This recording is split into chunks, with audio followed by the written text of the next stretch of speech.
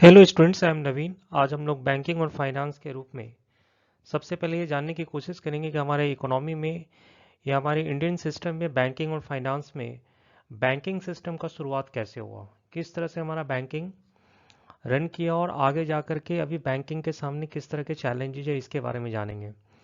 तो सबसे इम्पॉर्टेंट ये है कि जो बैंकिंग हमारा शुरुआत हुआ उसके फेज आउट किस तरह से थे, यानी पहला फेज, दूसरा फेज या तीसरा फेज, जो भी वर्तमान फेज हम जिसको बोलते हैं 1991 के बाद से ये किस तरह से शुरुआत हुआ, इसके बारे में हम लोग जानने की कोशिश करेंगे। तो चलिए हम लोग नेक्स्ट स्लाइड की तरफ देखते हैं। पहला है history of banking in India.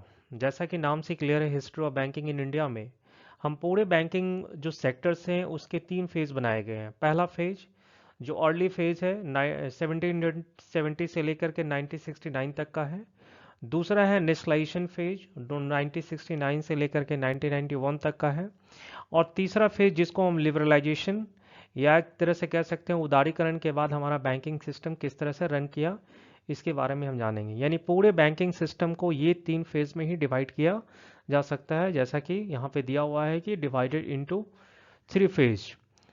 और अगले फेज के बारे में हम लोग जानने की कोशिश करेंगे। नेक्स्ट फेज है हिस्ट्री ऑफ बैंकिंग, यानी हमारा जो बैंकिंग सिस्टम है वो किस तरह से शुरुआत हुआ, उसके हिस्ट्री किस तरह से रहे।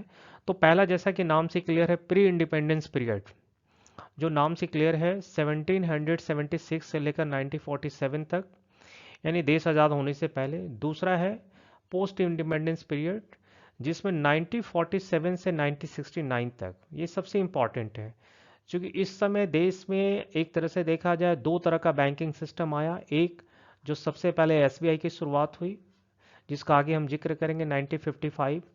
और दूसरा जो है 1969 में फर्स्ट नेशनलाइजेशन की बात आती है, जो सेकंड मेंशन भी किया हुआ है, पोस्ट नेशनलाइजेशन की बात आती है। और उसके बाद लिबरलाइजेशन पीरियड में किस तरह से नए बैंक खोले गए, खासकर प्राइवेट बैंक जो है वो लिबरलाइजेशन पीरियड के बाद के आसपास खोले गए थे। तो अब हम आते हैं प्री इंडिपेंडेंस पीरियड। जैसा कि हर लोगों को पता होगा कि first bank of India was the bank of Hindustan. ये हिस्ट्री में भी दिया हुआ है कि bank of Hindustan is the first bank established 1770 located in Indian capital. आपको भी पता होगा देश की राजधानी उस समय कलकत्ता थी और उसमें ब्रिटिश गवर्नमेंट की रूल थी। और लिखा भी है कि during the British rule in India the East India company has established three three bank. उस समय तीन बैंक को एस्टेब्लिश किए गए, जिसमें first bank of Bengal, second bank of Bombay and third bank of Madras.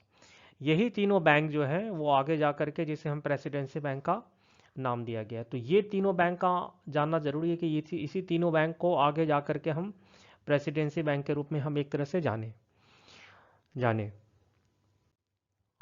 अब यहाँ आता है कि this three bank where later merger into one single bank in 1921। सही बात है कि ये तीनों को मर्ज कर करके जो बैंक बनाए गए 1921 में, उसे नाम रखा गया imperial bank of India. And जिस इंपीरियल बैंक की बात करते हैं उसमें ऑलरेडी तीन बैंक जो पहले बताया गया वो तीनों मर्ज होकर ही इंपीरियल बैंक बना। और ये इंपीरियल बैंक जो है, इसके बाद इसका देखा जाए तो इसका नेशनलाइजेशन 1955 में हुआ और इसी का नाम स्टेट बैंक ऑफ इंडिया, जिसे which is currently the largest public sector bank. या हमने ये जाना कि तीन जो आपके प्रेसिडेंसी बैंक थे इसका नाम इंपीरियल बैंक पड़ा, और ये इंपीरियल बैंक आगे जाकर के आपका देश की सबसे बड़ी लार्जेस्ट पब्लिक सेक्टर बैंक बना, जिसका नाम स्टेट बैंक रखा गया। अब आता है इंडिपेंडेंस बैंक इन इंडिया, यानी देश आज़ाद होने से पूर्व भी बहुत सारे बैंकिंग सिस्टम हमारे यहाँ काम कर रहे थे, जिसमें Allahabad bank, Punjab national bank, bank of India, central bank, ये सब बैंक कार्यरत थे। ये देश आज़ाद होने से पहले इंडिपेंडेंस रूप से कार्य कर रहे थे। तो इसका बस आपको सिर्फ ईयर याद करना है। ये कभी कभी एग्जाम में पूछा जा सकता है कि कब ये शुरुआत हुआ, इसके ईयर को आपको ध्यान रखना है। अब आते हैं पोस्ट इंडिपेंडेंस पीरियड 1947 से लेकर के 1991 तक। ये सबसे इम्पॉर्टेंट पीरियड रहा क्योंकि इसी समय देखा जा रहा है कि इंडिया गॉट इंडिपेंडेंस, यानी कि उसके बाद सबसे इम्पॉर्टेंट है कि major bank of the country were led privately which is cause of the concern to people belonging, ठीक है, एंड रूरल एरिया। तो देखिए सबसे इंपॉर्टेंट है आप लोगों के लिए, रूरल एरिया के लिए still dependent on money landers, क्योंकि उनकी जो डिपेंडेंसी थी एक तरह से मनी लैंडर्स पे थी। यानी अगर देखा जाए तो सबसे इम्पॉर्टेंट है कि जो रूरल एरिया थे, रूरल एरिया को लेकर के देखा जाए, आम लोगों के लिए देखा जाए, जो आम लोगों का था वो खास करके, ये सब का इंडिपेंडेंट एक तरह से देखा जाए तो मनी लेंडर्स पे ज़्यादा था, जो सेठ साहूकार के रूप में प्रोवाइड करते थे। तो उनकी खुद की अपनी मोनोपोली थी। इसी को देखते हुए विथ, जो कि मेंशन है कि with an aim to solve the problem then the government decide to nationalise, यानी इसी समस्या को देखते हुए गवर्नमेंट ने बैंकों का नेशनलाइजेशन किया। अब आपसे पूछा जा सकता है कि नेशनलाइजेशन क्यों किया गया, तो उसके 3 स्पेसिफिक रीजन यहाँ दिए जा सकते हैं। पहला, रूरल एरिया को देखते हुए। दूसरा जो है सबसे इंपॉर्टेंट, मनी लैंडर्स, जो कि खुद की मोनोपोली थी, जिसमें फाइनेंशियल असिस्टेंस उन लोगों को नहीं मिल पा रहा था। और तीसरा जो है पीपल, यानी कि ऐसे वर्ग जिसको बैंक से अभी तक जोड़ा नहीं गया था, इसको लेकर के नेशनलाइजेशन बैंक को किया गया। अब यहाँ जब नेशनलाइजेशन होती है तो बैंकिंग रेगुलेशन एक्ट 1949, ये सबसे इंपॉर्टेंट है। वे are nationalise under banking regulation 1949, इसके तहत बैंकों को नेशनलाइज किया गया। And where the Reserve Bank of India was nationalise in 1949। तो जैसा कि नेशनलाइजेशन के बारे में बोले तो सबसे पहला जो नेशनलाइजेशन अगर देखा जाए तो आरबीआई का होता है। आरबीआई का नेशनलाइजेशन 1 जनवरी 1949 को होता है। ठीक है। और ये जो आपका दिया हुआ है नेशनलाइजेशन किस एक्ट के तहत हुआ, तो ये एक्ट आपको ध्यान रखना है, ये एक्ट आपका दिया हुआ है। ये एक्ट एक तरह से देखा जाए तो आपका ये एक्ट, ये बैंकिंग रेगुलेशन एक्ट जो है, ये ध्यान रखना है, बैंकिंग रेगुलेशन एक्ट 1949, इसके तहत ही बैंकों को नेशनलाइजेशन किया गया। चलिए अगले स्लाइड में हम लोग देखेंगे। Given the below the list of 14 bank nationalise were 1969, जैसा आपको भी पता है कि फर्स्ट नेशनलाइजेशन में 14 बैंकों का नेशनलाइजेशन किया गया 1969 में, और उसके बाद जो नेशनलाइजेशन किया गया 6 बैंक को नेशनलाइज किया गया, यानी टोटल 20 बैंक एक तरह से नेशनलाइजेशन के अंदर आते हैं। बट यहाँ दो चीज़ इसके साथ हम ऐड करना चाहेंगे। पहला ऐड करना चाहेंगे फर्स्ट वाले में, उस समय जो पेड अप कैपिटल रखा गया था, यानी फर्स्ट नेशनलाइजेशन के समय जो पेड अप कैपिटल रखा गया था वो रखा गया था 50 करोड़, 50 करोड़ रखा गया था। और सेकेंड नेशनलाइजेशन जब 1980 में हुआ, यानी ये फर्स्ट का है 1969 का, और सेकेंड नेशनलाइजेशन 1980 में होने के बाद उस समय 200 करोड़ रुपए पेड अप कैपिटल रखा गया था। एक चीज़ और है, नेशनलाइजेशन में एक एक्ट का जिक्र किया जाता है, वो है आपका acquisition and transfer act, acquisition and transfer act 1970 और 1980। ये दोनों एक्ट की जिक्र की जाती है नेशनलाइजेशन को लेकर, यानी जब भी नेशनलाइजेशन की बात आएगी तो आप ध्यान रखिए कि ये एक्ट की बात आती है। वैसे बी आर एक्ट 1949 तो रहेगा ही, लेकिन इस एक्ट का भी जिक्र किया जाता है।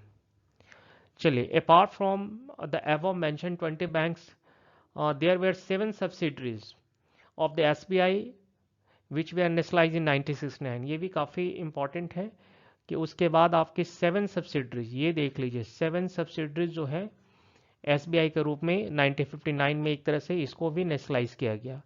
यानी देखा जाए तो 20 बैंक आपका नेशनलाइजेशन, उसके बाद आपका देखा जाए 7 एसबीआई सब्सिडरीज जिसको बोलते हैं, और एक एसबीआई, यानी टोटल 28 बैंक की बात हम करते हैं। यानी अगर देखा जाए तो उस समय 28 bank total public sector bank के रूप में, या इसे हम कहें नेशनलाइज बैंक के रूप में जाना जाता था। नेक्स्ट हम लोग देखेंगे लिबरलाइजेशन पीरियड 1991 टिल डेट। अब यहाँ पे सबसे इम्पॉर्टेंट है कि जो लिबरलाइजेशन लाया गया, जिस समय आपको ही पता है उस समय जो किसकी गवर्नमेंट थी और ख़ास करके उस समय कौन थे, सबसे इम्पॉर्टेंट ये भी जानना है। लिबरलाइजेशन पीरियड के समय बताया जाता है कि उस समय जो फाइनेंस मिनिस्टर थे डॉक्टर मनमोहन सिंह थे। और इस फेज में जो सबसे इम्पॉर्टेंट है कि the last phase of the on going phase of banking sector development, इस जो डेवलपमेंट किया गया लिबरलाइजेशन के समय, और सिर्फ उस समय प्राइवेट बैंक की बात आती है। यानी कि लिबरलाइजेशन में 91 के बाद मैक्सिमम प्राइवेट बैंक ओपन किए गए। अब दूसरा जो है कि to provide stability and profitability to the nationalize bank, nationalize public sector bank, the government decide to set up under the leadership of Shri M Narasimhan committee. ये कमेटी का नाम बहुत इंपॉर्टेंट है, ये जानना जरूरी है, क्योंकि एम नरसिम्हन कमेटी का रिकमेंडेशन जो है रिफॉर्म इन बैंकिंग इंडस्ट्री। तो एक क्वेश्चन आपके यहाँ से बन जाएंगे, अगर आपसे पूछा जाएगा कि बैंकिंग रिफॉर्म को लेकर के बैंकिंग रिफॉर्म को लेकर के कौन सी कमेटी बनाई गई है? तो एम नरसिम्हन कमेटी बनाई गई है, नरसिम्हन कमेटी। और दूसरा सवाल आपके ये भी आ सकते हैं कि जो लिबरेशन पीरियड था वो कब से था? तो 1991 के बाद ही एक तरह से लिबरेशन पीरियड को लाया गया है, 1991 के बाद।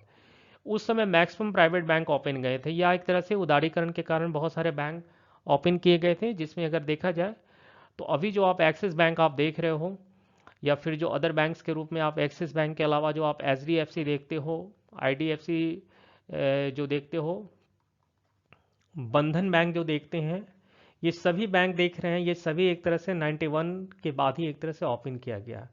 तो ये एक फेज आउट है जो लिबरलाइजेशन के पीरियड के बाद एक तरह से नए बैंकों का एक तरह से जो प्राइवेट बैंक खास करके खोले गए। और यहाँ पर अब आते हैं the first Indian banking system, जो आपको अभी मैंने अभी क्लास में बताया भी कि ये जो आपका फर्स्ट बैंक है, जैसे बैंक ऑफ हिंदुस्तान है, first bank manage by Indian, Indian was Awadh bank, जो कि भारतीय के द्वारा ये मैनेज किया गया, ये आपका कमर्शियल अवध कमर्शियल बैंक है। उसी तरह से first bank with Indian capital यानी भारतीय पूंजी के साथ खोला गया वाज पंजाब नेशनल बैंक के रूप में लाला लाजपत राय के द्वारा। First foreign bank in India HSBC के रूप में है। First bank to get ISO certificate in Canada bank को मिला है। First Indian bank outside India in bank of India, ठीक है। First bank to introduce ATM in HSBC 1987 में Mumbai. And first bank to joint stock public sector में bank oldest in Allahabad bank. The first universal bank के रूप में ICIC के रूप में, जो 2002 में एक तरह से इसको किया गया। इन सभी टॉपिक्स में एक जो सबसे इम्पॉर्टेंट है कि आपको बैंकिंग फाउंडेशन में ये चीज़ जानना जरूरी है कि जो बैंकिंग ऑपरेशन आज जो चल रहा है उसके 3 फेज बनाए गए। यानी पहला फेज जो था 47 से पहले, दूसरा है 47 से लेकर के 1991 तक, और तीसरा है 1991 के बाद। इससे बहुत सारे एमसीक्यूज भी आ सकते हैं और बहुत सारे इंटरव्यू में भी क्वेश्चंस आ सकते हैं। उम्मीद करते हैं इस कॉन्सेप्ट से बहुत कुछ क्लियर हो रहा होगा, और इससे जुड़े हुए टॉपिक्स और आने वाले टॉपिक्स में बैंकों का किस तरह से नेशनलाइजेशन किया गया, इस पर भी बेसिक तरह से डिस्कशन करेंगे, और उससे जुड़े हुए कुछ एमसीक्यू आप लोग को प्रोवाइड करेंगे। Thank you.